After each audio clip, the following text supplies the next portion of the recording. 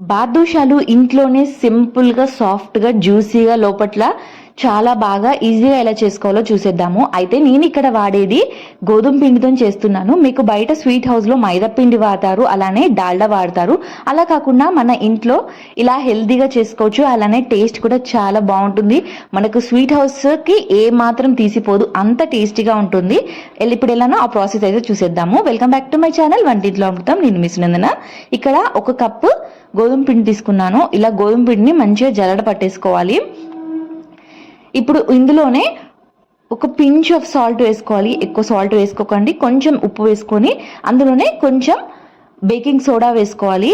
ఇది ఒక 1/2 table spoon దాకా బేకింగ్ సోడా వేసుకోండి. ఇదంతా ఒకసారి మంచిగా కలిపేసుకోవాలి. ఈ బేకింగ్ సోడా అనేది మంచిగా పిండిలో కలిసిపోవాలి. ఇక్కడ నేను ఒక కప్పు నెయ్యినైతే వేడి చేసుకుంటున్నాను. అయితే స్వీట్ హౌస్లో మాత్రం డాల్డానే వాడతారు. అలా కాకుండా మనం కొంచెం నెయ్యి వేసుకుంటే బాగా వస్తుంది. ఇలా వేడి వేడి నెయ్యి ఈ పిండిలో వేసుకొని మంచిగా కలిపేసుకోవాలి. నెయ్యి అనేది వేడిగా ఉంటే బాదుషాలు అనేది మనకు పర్ఫెక్ట్గా వస్తుంది. ఇలా వేడి మీద కొంచెం చేయి కాలుతుంది కాబట్టి ఇలా కొంచెం చల్లగా అయ్యే వరకు వెయిట్ చేసి ఆ తర్వాత మంచిగా కలిపేసుకున్నాను. ఇక్కడ మంచిగా మనం ఎంత బాగా ఈ పిండిని కలిపితే మనకు బాదుషాలు అనేటివి అంత బాగా వస్తాయి. అన్ని లేయర్స్ అనేవి ఫామ్ అవుతాయి. ఇక్కడ నెయ్యి ఇంకొంచెం సరిపోకపోతే నేను మళ్ళీ నెయ్యి వేసుకుంటున్నాను. అయితే మనకు ఈ పిండి అనేది మనం ఇలా పట్టుకుంటే ముద్దలాగా రావాలి. చూసారా, ఇలా ముద్దలాగా రావాలి. ఇలా వచ్చాక ఇందులో ఒక 1/2 కప్పు పెరుగు వేసుకోవాలి. ఇది కూడా వేసేసుకొని మంచిగా కలిపేసుకోవాలి. ఎంత బాగా కలిపితే అంత బాగా లేయర్స్ అయితే వస్తాయి మనకు. ఇలా మంచిగా కలిపేసుకొని ఇప్పుడు ఇందులో కొన్ని వాటర్ యాడ్ చేసుకుంటూ పిండి అనేది సాఫ్ట్గా మన చపాతీ పిండి ఎలా ఉంటుందో అలా కలిపేసుకోవాలి. కొన్ని వేసుకుంటూ కలిపేసుకోండి. మనం చేసేది గోధుమ పిండితో కాబట్టి మనకు పిండి అనేది తొందరగా లూజ్ అయిపోతుంది. మైదా పిండితోని అంత తొందరగా లూజ్ అవ్వదు, కానీ గోధుమ పిండితోని కొంచెం ఎక్కువగా లూజ్ అయిపోతుంది. ఇలా మంచిగా కలిపేసుకోండి. చూసారా, పిండి ఇలా కలిపేసుకున్నాక మనం ఎన్నిసార్లు ప్రెస్ చేసుకుంటూ కలుపుతూ ఉండాలి. ఇలా తిప్పుతూ కలుపుతూ ఉండాలి. మంచిగా కలిపేసుకోవాలి.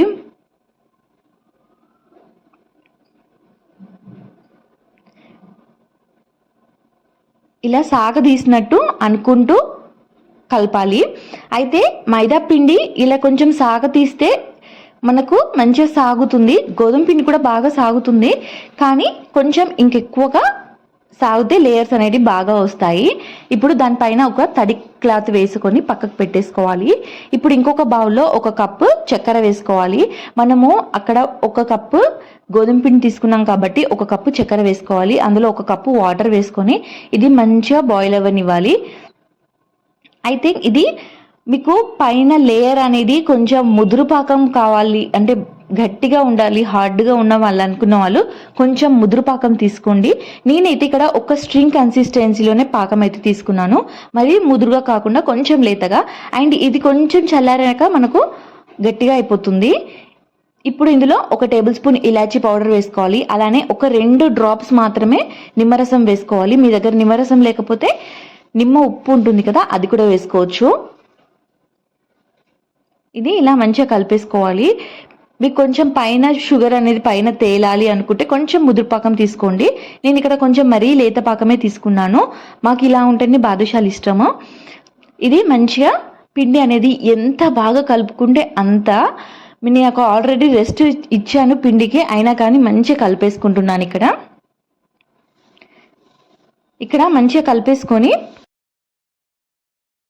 ఇలా చిన్న చిన్న బాల్స్ లాగా చేసుకొని పక్కకు పెట్టుకోవాలి.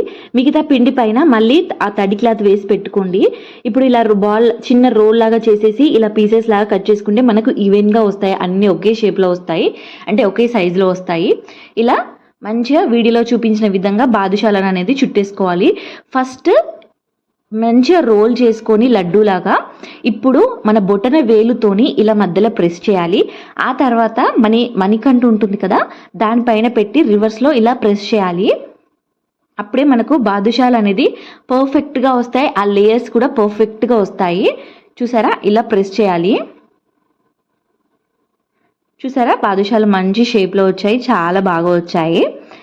ఇప్పుడు ఇవన్నీ చేసుకొని సైడ్కి పెట్టేసుకోవాలి. నేను ఆయిల్ స్టవ్ పైన పెట్టేసుకున్నాను. ఆయిల్ అనేది ఇలా గోరువెచ్చగా ఉండాలి. నేను ముట్టుకుంటే నాకు గోరువెచ్చగా తగిలినాయి. ఇప్పుడు అందులో మనం చేసుకున్న బాదుషాలన్నీ ఇలా వేసేసుకోవాలి. స్టవ్ అనేది మీడియం ఫ్లేమ్లో పెట్టుకోండి, హై ఫ్లేమ్లో అస్సలు పెట్టకండి. మనకు బాదుషాలు అనేది ఇలా ఫస్ట్ లో ఫ్లేమ్లో పెట్టేసి తర్వాత హై ఫ్లేమ్లో వేసుకొని ఫ్రై చేసుకుంటే మనకు బాదుషాలు బాగా వస్తాయి. ఇది కొంతసేపటికి మనకు బాదుషాలు అనేది కొంచెం పెద్దగా అవుతాయి, అలానే పైకి తేలుతాయి. చూసారా, కొంచెంసేపటికి నాకు ఇక్కడ బాదుషాలు అయితే పైకి ఆయిల్ పైకి తేలిపోయాయి. ఇప్పుడు ఇవి మంచిగా మీడియం ఫ్లేమ్లో పెట్టుకొని 2 సైడ్లు మంచిగా క్రిస్పీగా ఫ్రై చేసుకోండి. అంటే లైట్ గోల్డెన్ బ్రౌన్ వచ్చే వరకు ఫ్రై చేసుకోండి. బాదుషాలో మెయిన్ ఏంటంటే ఫస్ట్ ఆయిల్ అనేది లైట్గా హీట్ ఉండాలి. అప్పుడు వేస్తేనే ఇలా పైకి తేలితేనే మనకు పర్ఫెక్ట్గా బాదుషాలు అనేది లోపల గుల్లగా వస్తాయి. లేదు అంటే మీరు డైరెక్ట్గా వేసిన ఆయిల్ హీట్ ఆయిల్లో వేస్తే మనకు అసలు పొంగవు, ఆ పిండి అలానే ఉంటాయి. అలా కాకుండా ఫస్ట్ లైట్గా గోరువెచ్చగా ఉన్నప్పుడే మనమైతే వేసుకొని ఇలా బాదుషాలు అయితే ఫ్రై చేసుకోవాలి. ఇక్కడ మంచిగా ఫ్రై అయిపోయాయి కదా. మనకు ఇక్కడ చక్కెర పాకం కూడా గోరువెచ్చగా ఉన్నప్పుడే మనం చక్కెర పాకంలో వేసేసుకోవాలి. ఇది వేసుకొని ఒక 2 నిమిషాలు అలా ఉంచేసి తర్వాత తీసి పక్కకు పెట్టేసుకోవాలి. చూసారా, ఇలా పాకంలో మంచిగా డిప్ అయిపోవాలి బాదుషాలు. ఈ 2 నిమిషాల తర్వాత తీసేసి ఇంకొక ప్లేట్లో అయితే పెట్టేసుకోవాలి. అందులోనే ఉంచొద్దు, మనం మొత్తం అది సాఫ్ట్గా అయిపోతుంది. అలా కాకుండా 2 నిమిషాల తర్వాత తీసి పక్కకు పెట్టేసుకోవాలి. అంతే, పైనుంచి నేనైతే ఇక్కడ కొంచెం గార్నిషింగ్ కోసం మాత్రమే ఇక్కడైతే కాజు బాదం అయితే పైనుంచి సర్వ్ చేశాను. అండ్ బాదుషాలు మాత్రం సూపర్ టేస్టీగా ఉన్నాయి. అసలు నిజంగా నమ్మరు, నార్మల్ బాదుషా కన్నా ఈ బాదుషాలు సూపర్గా ఉన్నాయి. మన ఇంట్లో చేసుకున్నాం కాబట్టి ఇంకా హెల్తీగా కూడా ఉన్నాయి. ఈ వీడియో కనుక మీకు నచ్చినట్టయితే ప్లీజ్ లైక్ చేయండి, షేర్ చేయండి, సబ్స్క్రైబ్ చేసుకోండి.